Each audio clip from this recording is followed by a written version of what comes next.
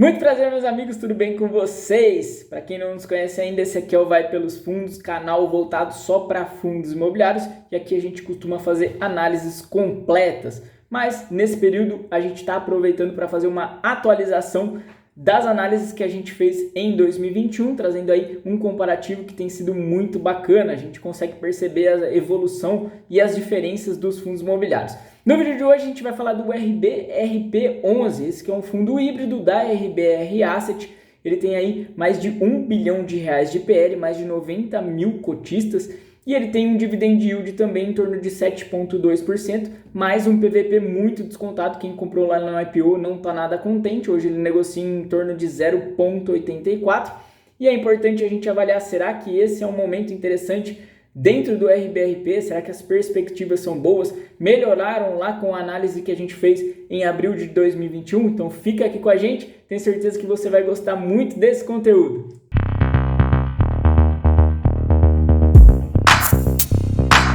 Iniciando o nosso vídeo sobre o RBRP11, esse que é um fundo aí da RBR Asset, ele também é administrado pela BRL Trust.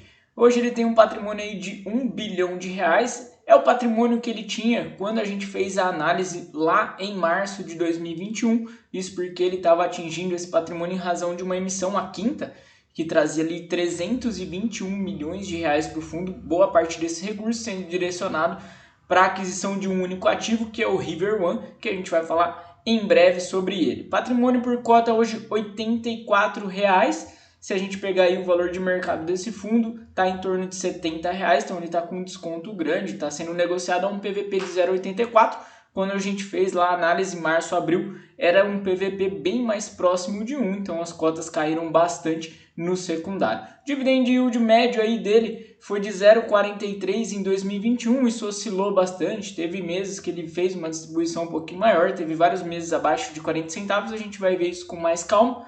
Cotistas hoje 91.250, quando a gente fez a análise completa, cerca de 87 mil. Hoje são 10 ativos no portfólio, quando a gente analisou eram 11, então ele fez um desinvestimento em um dos ativos, e ele tem aí essa participação de 29% em logística via RBRL11, um outro fundo da casa. Importante aí você saber, é outro fundo da casa e é uma participação relevante, né? Praticamente 30% do portfólio. Vacância financeira hoje em 5%, vacância física 10%, desconsiderando aqui a vacância no River One, que é muito grande.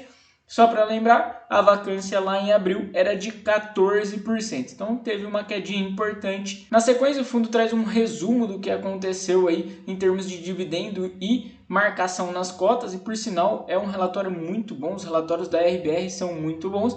Eu marquei aqui para a gente que o início, né, do período de dezembro foi de 69,98 para fechar 78,31, e hoje, no dia que eu estou gravando o vídeo aqui em fevereiro, o fundo já está sendo negociado novamente a 70, então mais próximo aí desses 69, né? Na sequência a gente vê o comentário da gestão e eu peço já para você deixar o like, deixar o comentário, isso é muito importante, é muito relevante para o nosso canal.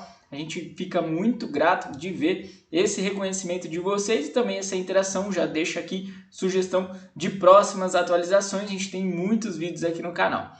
Eles iniciam aqui falando para a gente que teve alguns marcos importantes em 2021, o fundo superou R$1 bilhão de PL, manteve a exposição em torno de 30% em logística. Essa exposição via RBRL, né, é interessante a gente pensar que quando o RBRP veio ao mercado, muito se comparava com o KNRI, que é um fundo híbrido de lajes logística, então ele era o novo KNRI, mas eu acho que eles ficaram um pouquinho para trás nesse sentido, porque eles mantiveram só essa posição em RBRL, né? Eu acho que eles poderiam expandir um pouquinho, mas isso é uma questão pessoal minha. Eu acho que eles poderiam ter mais fundos de logística, especialmente com os descontos que a gente vê em logística hoje. Eles falam também da conclusão da aquisição do River One, que foi realmente uma aquisição milionária, então foram valores ali muito expressivos. Teve 4 desinvestimentos, aí evidenciando, né, que o fundo faz gestão ativa, é uma característica da RBR. Realizaram também o primeiro investimento em desenvolvimento, por sinal, era uma tendência, né, dentro do RBRP, eles sempre informavam nos relatórios gerenciais que eles queriam entrar de fato no desenvolvimento, isso demorou um pouquinho para acontecer. E a vacância do fundo, que não passou de 14%, por sinal era a vacância que tinha quando a gente fez a análise completa. Continuando aí a nota da gestão, eles dizem, né, que os dividendos o fundo distribuiu no valor de 5,6 milhões de reais, deu o equivalente a 0,46 por cota. Esse valor equivale a 76,38% do CDI e um dividend yield de 7,28% e 6,77% sobre a cota de PL. Só lembrando que o guidance do RBRP é distribuir 7% de dividend yield, tá? Hoje ele consegue passar disso porque a gente vê que a cota está muito descontada sobre o valor de mercado, mas sobre o VP aí daria um pouquinho abaixo, né? 6,77%. Isso depende muito da alocação lá no River One, que a gente vai falar em breve. Estratégia de investimento, e aí eles fazem, né, uma divisão muito interessante, a estratégia Core, que é investimento em tijolos, seja diretamente ou via FIIs. Eles falam aí que o portfólio fechou com 10 ativos imobiliários dentro da estratégia Core, e óbvio, falam muito aí do River One, né? Esse é o principal ativo, a gente vai ver que ele tem uma preponderância muito grande dentro do PL do RBRP11, e aqui eles comentam, né, que estão fazendo aí a contratação de um veículo para fazer o percurso de apenas 6 minutos entre o River One e o Shopping Eldorado. Sempre lembrando, né, o River One, ele realmente é muito impactante dentro do portfólio, e a ideia do fundo era fazer a alocação do River One por completo em 12 meses da entrega, que aconteceu em julho. Então até julho de 22 eles esperam estar 100% alocados, acho bem difícil, tá? E outro ponto importante, eles têm uma RMG de 15 meses. Essa RMG vai até outubro de 22, então eles estão recebendo um valor ainda, a renda, né, não foi prejudicada, aquela vacância física existe, mas não existe vacância financeira, então até outubro o fundo precisa realmente correr atrás. Só lembrando aí que na região da Marginal o aluguel está sendo pedido em torno de R$120, quando o RBRP fez o estudo de viabilidade, o valor que eles projetavam era até inferior a esse, então é um lado positivo aí para eventual alocação. Outro ponto importante de ressaltar é que River One ele fica do lado errado da Marginal Pinheiros, né?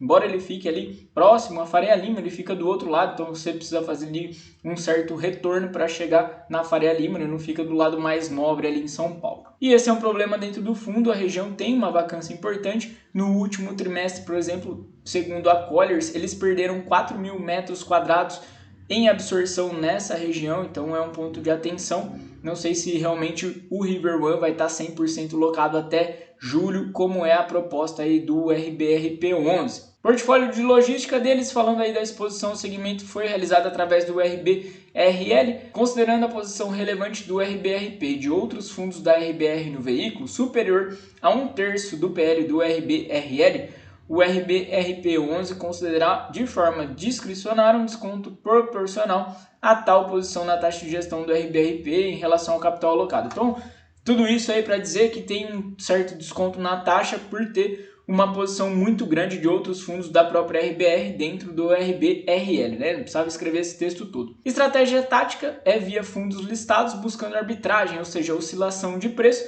mas aqui um ponto importante, eles estudam em breve uma alocação pontual em CRIs em complemento aos FIIs para otimizar a gestão do caixa, consequente melhora marginal dos dividendos. Então eles estão dizendo aí que vão adquirir CRI diretamente, né? Não um fundo de CRI. Estratégia de desenvolvimento, direto ou via fundos imobiliários, quando identificarmos oportunidades de construir abaixo do preço que o mercado negocia os ativos no público ou no privado. Desenvolvimento do projeto que eles estão aí é um corporate boutique, tem evoluído conforme cronograma. O conceito é um ativo com todas as características de um AAA em uma localização premium, mas com uma laje menor, 1.000 metros quadrados. Muitos edifícios novos têm saído aí com essas lajes menores, né? O interesse especialmente nesses edifícios boutique. Partindo aqui para a DRE, a gente vê que receita de locação obviamente é o grosso, 4,5 milhões de reais, mas o rendimento aí via RBRL é impactante também, 1,5 milhões de reais, e outros fundos imobiliários ainda têm aí 352.700 reais contribuindo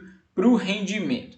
Composição do rendimento mensal, interessante a gente falar novamente, né? Aquela questão, teve alguns meses aqui que eles distribuíram abaixo de 0,40, no último mês foi 0,46 e o resultado, né, de fato do fundo aí foi de 0,50.